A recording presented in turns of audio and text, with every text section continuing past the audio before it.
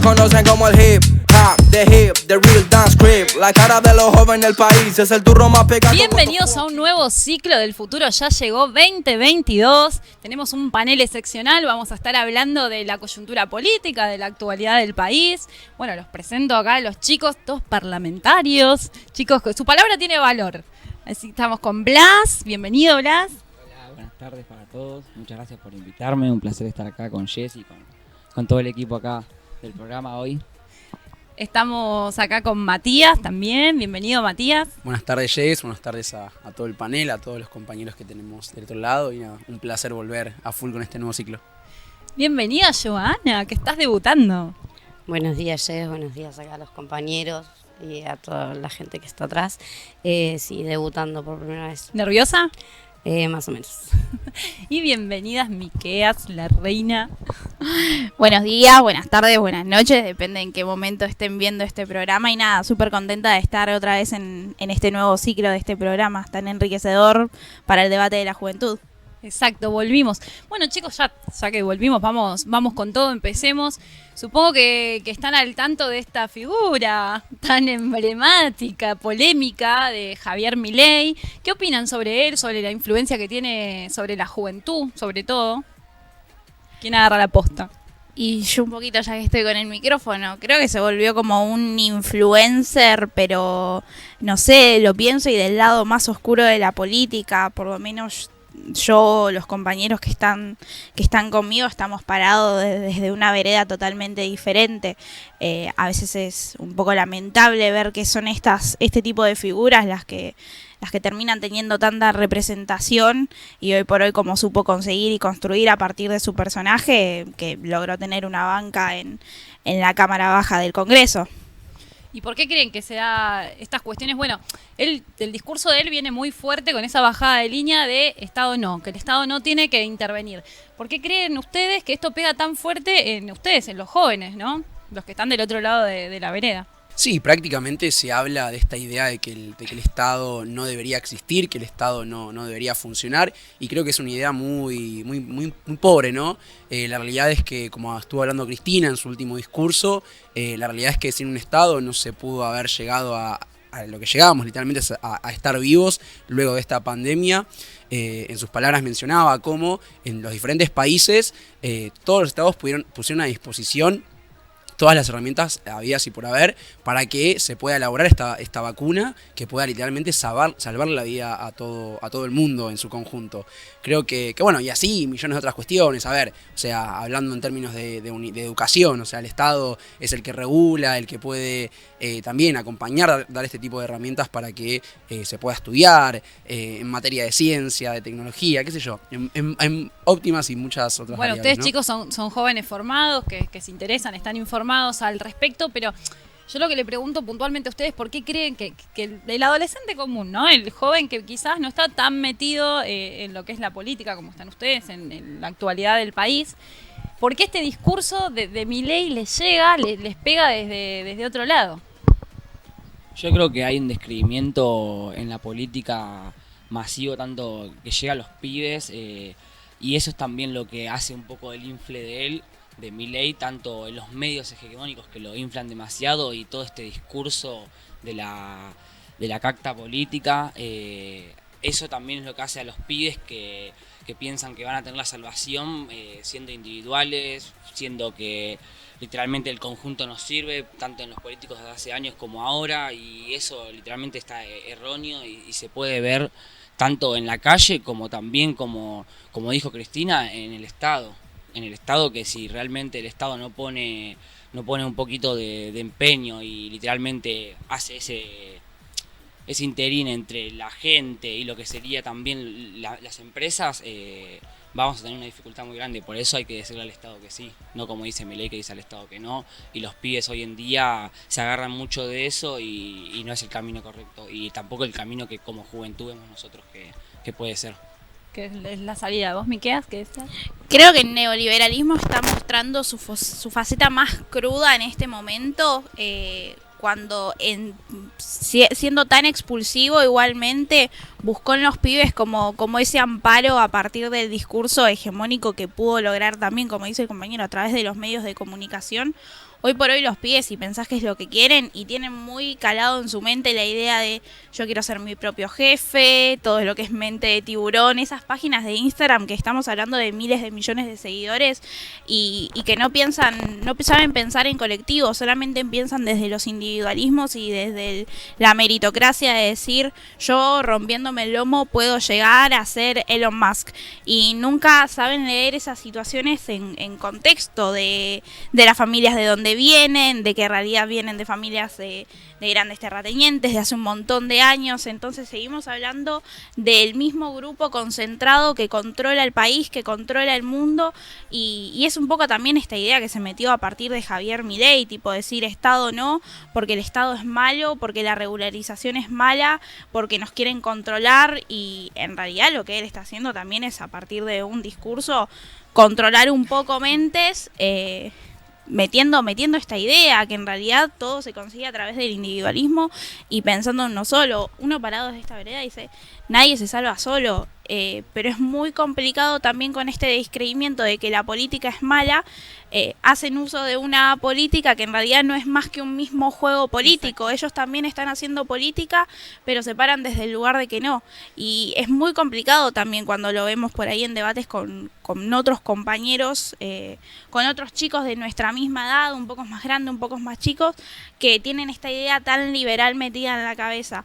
Y la realidad es que no funciona así. Uno sabe que leyendo, tipo, usan el típico dato mata relato, pero cuando nos vamos a los datos, en realidad lo que tiende a ser un capitalismo que no está regulado tiende a la monopolización. La monopolización lo único que genera es el enriquecimiento de unos pocos tirando a la basura al resto de los otros. Lo vimos con los números de la pandemia también, cómo hubo más pobres, cómo decreció un montón la calidad de vida del común de la gente. Esta cuestión de la riqueza concentrada, pero los salarios más bajos. Totalmente. Además esto de también, justo que Miqueas tocaba el tema de las cifras, lo pones a Milei a hablar en términos de educación, de salud, el chabón no tiene idea de dónde está parado porque te tira cualquier zaraza que después terminás yendo al dato y es cualquier cosa. O sea, yo creo que también es como implantar estas ideas como venían diciendo, de la meritocracia, de este enriquecimiento de unos pocos, ¿no?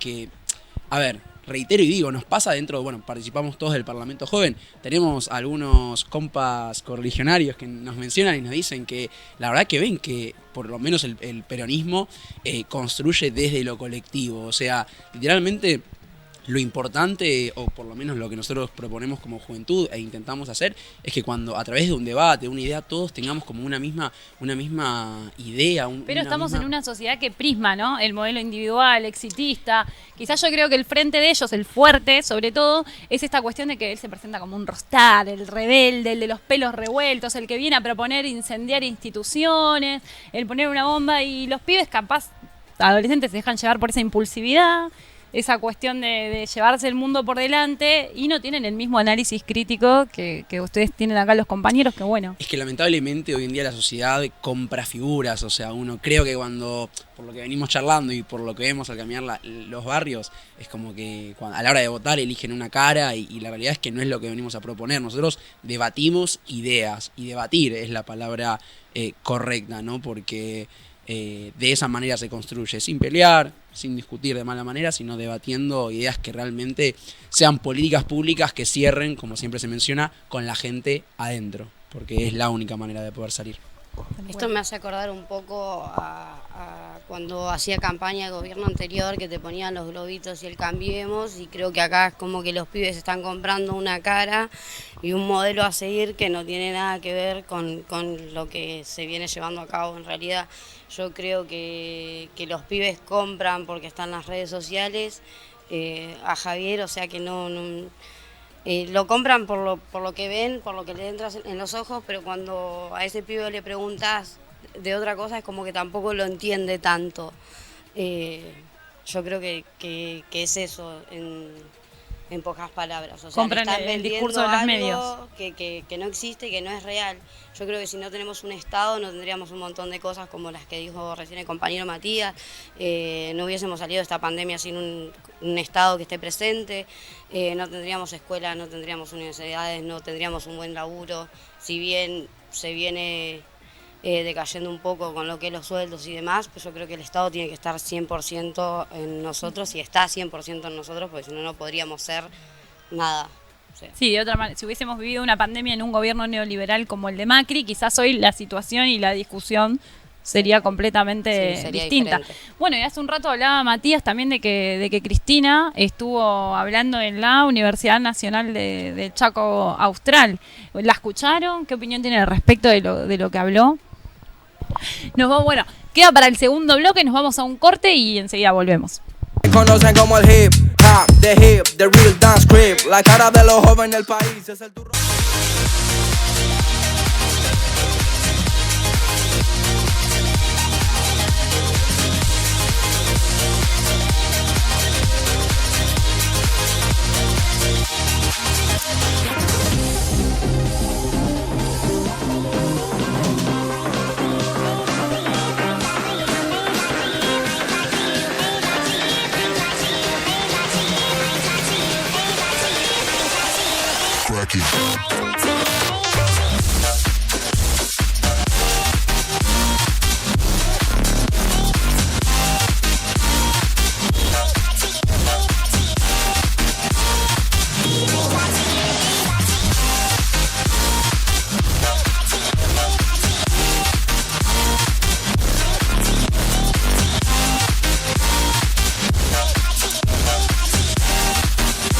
Me conocen como el hip hop, the real dance crib. La cara de los jóvenes del país. Bueno, y el debate ya quedó instalado. Recién hablábamos de la conferencia que dio Cristina en Chaco y bueno, les preguntaba a chicos si lo habían escuchado, si tuvieron la oportunidad.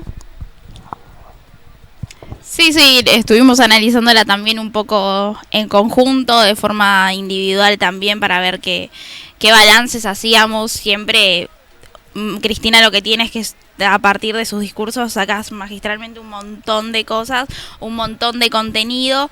Siempre está bueno traerla, escucharla. Habló sobre la insatisfacción democrática y bueno, nada, toda esta cuestión de también un poco lo que veníamos hablando en contraposición con lo que es la figura de Javier Milei, de Estado sí, Estado no.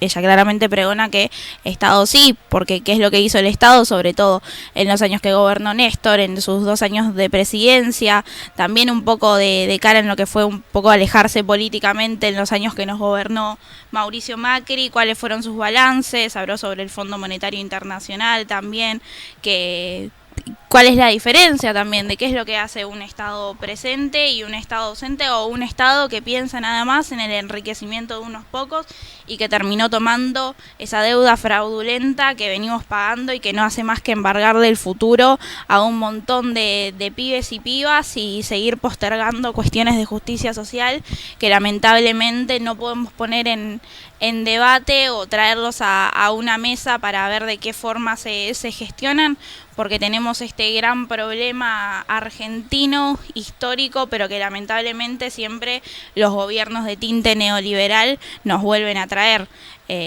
Todo lo que es esa cuestión está bueno y lo debatimos un montón, porque creo que es un problema nuestro también, pensando es una deuda que se va a pagar de acá a 100 años, y a los que más va a afectar lamentablemente es a nosotros y a nosotras. Sé que estuvieron militando el tema de la firma de que el proyecto de ley que fue presentado por el bloque del Frente de Todos, de que la deuda la paguen quienes la fugaron. Sí, a partir de eso tuvimos también, no fue solo una juntada de firmas por ahí en una plaza, en un punto céntrico, sino que hicimos un abordaje territorial acerca de esta problemática. Salimos casa por casa, particularmente el día que se lanzó, estuvimos en el barrio Campanillas de Merlo, y está bueno también traerle y llevarle al vecino y a la vecina todas estas cuestiones que no hacen más que en la macroeconomía afectar a su bolsillo, porque por ahí uno piensa que no, o tan bombardeado por los medios, cree que nada, que son cuestiones que no lo afectan, y lo afectan un montón. ¿Y qué se encontraban, chicos, en el territorio? ¿Cuál era la respuesta de la gente? ¿Entienden de qué va la deuda y por qué se pide que paguen la deuda precisamente esos que la fugaron, que no son ni más ni menos los que se beneficiaron de esa deuda que contrajo el gobierno de Macri? Porque los recursos se los llevaron estos mismos que ahora tendrán que pagar. Sí, al recorrer los barrios con los compañeros quedó en claro también que hay mucha gente que está informada, que sabe de la situación, que tienen bien en claro cómo se trata esto, y también falta también que ese es nuestro trabajo, como quedó bien claro el mensaje de la vicepresidenta. Ahora el trabajo tanto de nosotros como juventud y militantes, militar esta causa y defenderla al 100%, porque sabemos de clase de política se trata el discurso de Cristina, y también de qué clase de política se trata también el discurso de Milei, y tampoco subestimar ese discurso de Milei, porque para repetir esto ya tuvimos en el pasado. En el 2015 se subestimó a Macri y sabemos lo que pasó, tanto con la inflación de los medios y todo lo demás. Se llegó a esto, y la banda no es repetirlo, y una manera de no repetirlo es generando esto en la gente, un poco de conciencia, salir barrio por barrio y explicar de cuál es la junta de las firmas, por qué se está haciendo, que no venimos acá porque somos solamente militantes y caminamos los barrios porque sí, sino que literalmente luchamos por la justicia social, y esto es una de las causas por cual luchar también. ¿Crees, Blas, que yo siempre hago mucho hincapié en el tema de la batalla cultural? Recién decías, lo subestimamos a Macri, y bueno, y los resultados están a la vista con los 4 años que no gobernó el neoliberalismo, pero que tuvo que ver mucho el tema de los medios de hegemónicos que siempre están bajando línea. Y que no es, uno dice los medios y uno piensa en el noticiero nada más, no es el noticiero, es el producto que consume la señora en la casa, el pibe, nos meten todo el tiempo en línea a través de los contenidos que uno consume a diario. ¿Vos creés que también la batalla es por ahí, que es fundamentalmente es el punto más fuerte donde tenemos que darla? Por supuesto que es el punto más fuerte donde tenemos que darla, que es en los medios, salir también a debatir y a cuestionar todas estas ideas que para mí son absurdas, que traen tanto los medios como los partidos liberales como neoliberales, y esa es la diferencia que nosotros tenemos siempre, que nosotros tenemos el contacto con la gente y con el vecino, que ellos se jactan solamente atrás de una cámara y no es así para nada. O sea, ¿Nuestro fuerte es el boca a boca? Obviamente que sí, obviamente, porque nosotros tenemos bien en claro, y como dijo Matías, que lo sacamos esto del compañero máximo, los números cierran con la gente adentro, y la idea es preguntarle a estas clases de personas, tanto como los periodistas como también los políticos, si la economía ellos plantean es con la gente adentro o cómo es, porque me parece que no es por ahí.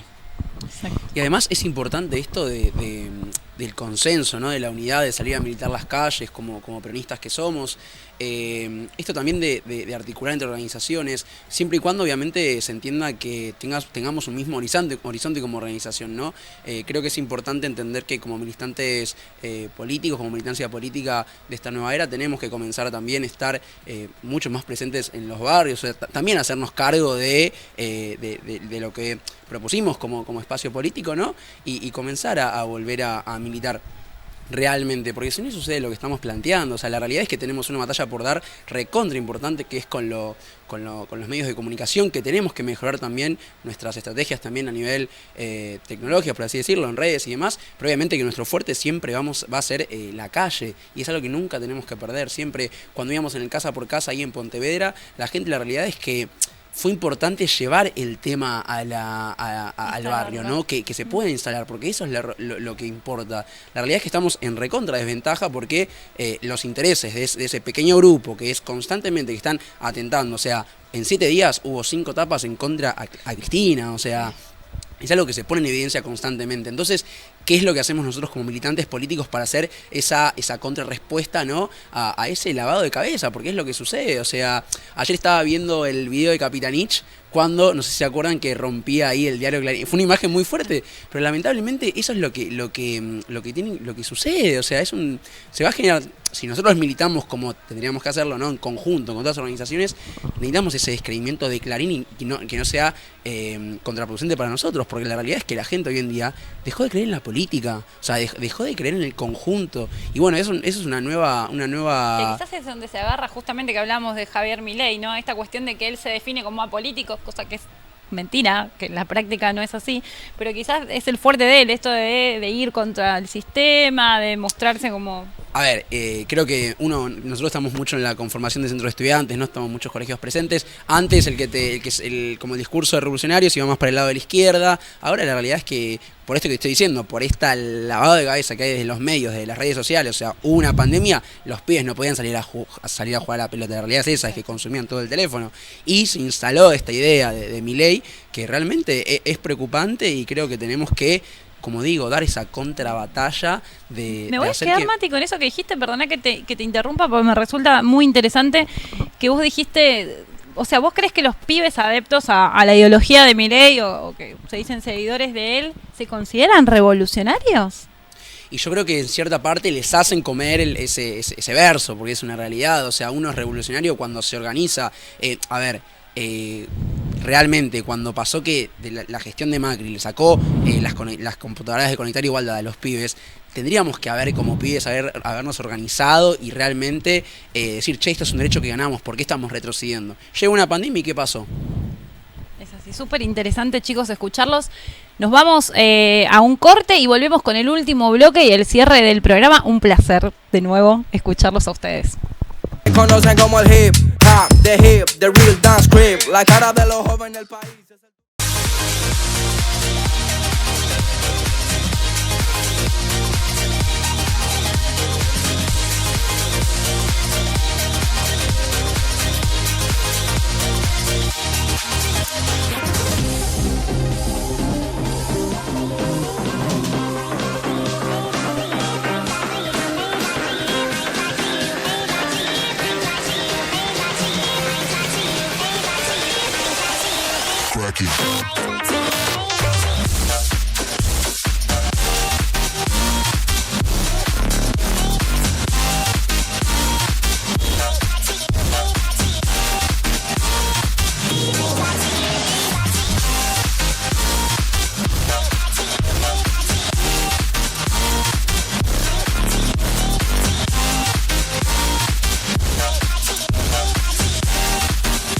Me conocen como el hip hop, the real dance crib, la cara de los jóvenes del país.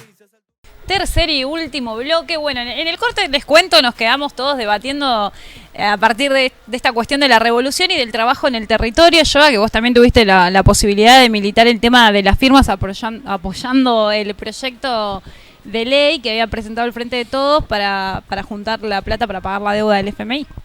Claro, como estuvimos en todas las plazas juntando las firmas del FMI y la respuesta de la gente fue notoria, la gente se acercaba y lo que me llamó mucho la atención era que la gente más chica era la que se acercaba también a firmar mucho. ¿Y por qué se acercaban? Porque saben que esta deuda la vamos a pagar durante 100 años. Y saben que esa deuda la vamos a pagar con impuestos nuestros. Cuando esos pibes empiecen a laburar la van a tener que pagar sin haberla tocado. O sea, sin haber tocado un peso de eso, lo van a tener que pagar igual. Sí, y lo que ellos quieren... Son para el eslabón más bajo. Y también mucho que se acercaban a la gente grande en el territorio quejándose de esto. Eran muy pocos los que decían que no querían firmar o que estaban en desacuerdo con esto. Quienes manifestaban no querer firmar, ¿cuáles eran sus argumentos? Sus argumentos eran que no la querían a Cristina, era el único argumento que escuchamos. De hecho, creo que vos estuviste en una de nuestras notas, en Mariano, cuando se acercó una sola señora a repudiarnos ahí, que decía que la deuda la pague ella. Con 80 años de peronismo. Sí. Claro, porque a mí lo que me asombra, yo digo, ¿quién, estés del lado que estés, quién puede decirle que no a un proyecto de esta manera? Que, o sea, para que se entienda, se le pide que los que fugaron dólares, o sea, que no se declaró ante el fisco, que se declaren la plata que tienen afuera y que se junte para pagar la deuda y que eso no se vea, que la repercusión no sea en el pueblo trabajador. ¿Qué persona de bien puede negarse ante eso? Cristina en su discurso mencionaba que en 2016 y 2017 la Argentina fue el país que contrajo más deudas de todo el mundo, literalmente. Y no se habla de eso, acá vamos a lo que decía Matías, también es culpa de los medios y estas noticias que largan como Cristina, la cartera de Cristina que valió no sé cuánto, y no hablamos de que tomamos una deuda, pero ni multimillonaria, hiper mega millonaria, que la plata se fugó, que la plata no está en el país, y ahí está la causa de por cuál juntamos la firma, porque la plata que literalmente se fugó no la tenemos que pagar nosotros. Entonces también es un poco el compromiso de los políticos, y ahí cuando le hago la pregunta a la gente que está del otro lado es ¿qué político tiene el compromiso de los que ustedes defienden? Porque pasó el otro día que el compañero Sergio Massa salió en cámara y todo, salió a criticar, a increpar a Milei porque había faltado el recinto cuando se estaba por tratar el proyecto del VIH. Entonces ahí es el compromiso, porque es la jacta política él Y después dice que va y dona el sueldo porque él no quiere la plata del Estado, pero por lo menos, ya que va a donar el sueldo, que vaya a trabajar y haga las cosas como tiene que hacer. Que no diga que acá viene todo el mundo a robar y encima él es un vago que no ni siquiera va al recinto del Congreso. Vamos a la realidad como de las cosas. Y yo volví a la parte de los consumos. ¿Qué problema cuando el que consume o cuando el que se compra algo es un peronista? Y yo nunca vi una nota que saliera a decir cuánto valen los trajes de Macri que se compraban en el exterior o los vestidos de Julián Aguada, que ninguno era una marca nacional. O los talleres de Julián Aguada, o que tampoco se habla tanto. También, todo eso lo que fue la cuestión de los talleres clandestinos que tenía para su marca Aguada, y que son cuestiones que pasan así nomás como agua. ¿Por qué? Porque los propios medios de comunicación que pertenecen a estos grupos económicos no van a ir en detrimento de las cuestiones propias. Es así, con la deuda pasa lo mismo. ¿Por qué instalan esta cuestión y terminan diciendo no, porque yo estoy en contra de Cristina y no quiero pagar la deuda? Una deuda que lo que hace, por ejemplo, esta señora grande, tu jubilación se va a ir al pasto porque no te va a servir ni para comprarte 2 medicamentos que ahora ni siquiera tenés que pagar. ¿Por qué? Porque cuando estaba Macri y tenía todo lo que es la gestión del PAMI, se los hacía pagar, y ahora el PAMI volvió a cubrir los medicamentos. Ahora no tenés que pagar porque hay una jubilados. decisión política detrás de eso. Lo que pasa es que a veces la gente, cuando adquiere los derechos, que está muy bien, los siente como propios, pero no sé si después sostiene esa lucha de defender esos derechos, ¿no? Y quizás eso es lo que por ahí nos falta un poco más. Recién cuando hablaban del tema de las firmas, de militar la firma para apoyar el proyecto, me acordaba que el mismo día fue el tractorazo. Y otra cosa de las que no se hablan es que trajeron, creo que más de 15 tractores, 16 tractores, no me acuerdo la cifra exacta, de otras provincias. ¿Ustedes saben lo que es el costo que implica?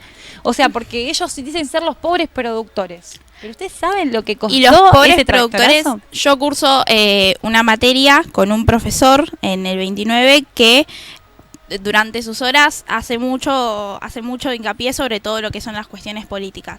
Y nos hacía hincapié en esta cuestión de decir, ustedes saben que los pobres productores que iban a llorar, estamos hablando de personas que no tenían menos de 500 hectáreas. ¿Y cuánto vale una hectárea en Argentina? Una hectárea, que es una manzanita, vale $16.000. ¿Y ustedes apoyan eso? Ustedes tienen $16.000 para comprarse una hectárea, y esos pequeños productores tienen arriba de 500 hectáreas para ser pequeños productores. ¿De verdad qué es lo que estamos defendiendo? ¿En detrimento de qué vamos como sociedad si no nos organizamos? Porque la revolución también de la que hablamos a veces, la revolución inconclusa del general Perón, se organiza. No es otra forma que no sea con organización de la forma en la que se hace una revolución. Aparte, me recuerdo, bueno, volviendo un poco al discurso de Cristina, mencionaba que siempre la Argentina es un caso aparte. Siempre se intentan hacer teorías de lo que sucede en los continentes, en los diferentes modelos y demás, pero la Argentina siempre es un fenómeno. Habría que, como decía Cristina, habría que ver por qué, si es bueno o malo, pero bueno, sí, la realidad es que tenemos que seguir en esa lucha de poder seguir garantizando derechos, de poder llegar a todos y todas, esta importancia de que, como creo que todos estamos de acuerdo, de poder organizarnos y realmente pensar en colectivo, ¿no? Algo que creo que le hace falta a la sociedad en este último tiempo. Creo que está esa necesidad de comenzar a mirar el que tenemos al lado, de comenzar a sentir lo que le sucede a un otro y dejar de pensar en el bolsillo de unos pocos. Esa es la mísera verdad. Está bien, si hablamos de estadísticas, yo sinceramente mucho no las manejo.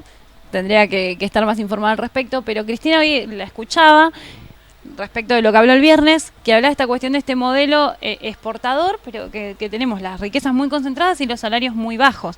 Porque si vamos a números, como que en cuestión de números el país, a pesar de la pandemia, no está mal. Pero el problema es la distribución de esos recursos y que aparte no tenemos reservas tampoco en el Banco Central. Y hablaba de que por primera vez tenemos una parte de asalariados, es decir, personas que trabajan en relación de dependencia bajo el umbral de la pobreza, una cuestión que en Argentina nunca antes se había vivido, y sobre todo después de Perón, en donde todos los que son los derechos laborales estuvieron tan en boga y se militaron y se ejercieron tanto como ningún otro modelo económico que tuvo la Argentina. Qué terrible es pensar en esta situación, qué terrible que a partir del hambre de muchos, unos pocos se quieran enriquecer.